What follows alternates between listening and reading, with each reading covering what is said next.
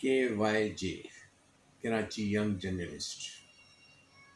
میں سمجھتا ہوں کہ میں نے گفتگو میں بھی اس کا ذکر کیا تھا. میں نے کہا کہ آج جو اس فورتھ پلر ہے ریاست کا، اس کو اپنا کردار ادا کرنا ہوگا، اور آپ سے امید کر رہے ہیں کہ آپ اس میں اپنا کردار ادا کریں گے. لوگوں کی تربیت میں، نوجوانوں کے اخلاق اور کردار کو بنانے میں یقیناً آپ کردار ادا کر سکتے ہیں.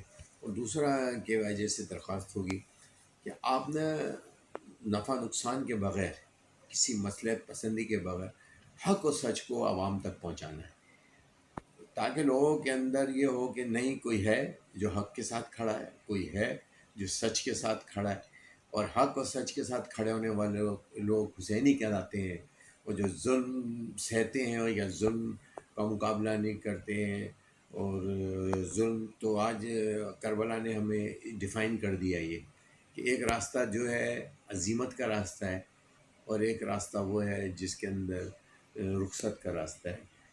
ہمیں اگر آگے بڑھنا ہے، آپ کو آگے بڑھنا ہے، کیونکہ آپ کی بھی لائف ایسی ہے، ٹف ہوتی ہے.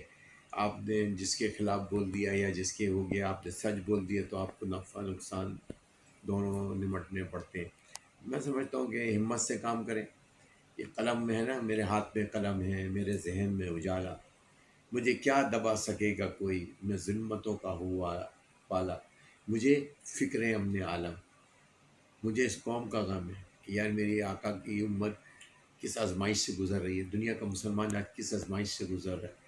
میں کیا کردار ادا کر سکتا ہوں؟ میں قلم کے ذریعے، مال کے ذریعے، یقیناً کوئی نہ کوئی، ہر ایک کو اللہ تعالیٰ نے مختلف منصب عطا فرمائے، اسی میں رہتے ہوئے ہم نے اپنا یہ کردار ادا کرنا ہے. آپ کا یہ ہے کہ آپ نے حق و سچ عوام تک پہنچانا ہے، اس ملک کی خدمت، اس ملک وطن کی محبت کو اجاگر کرنا ہے.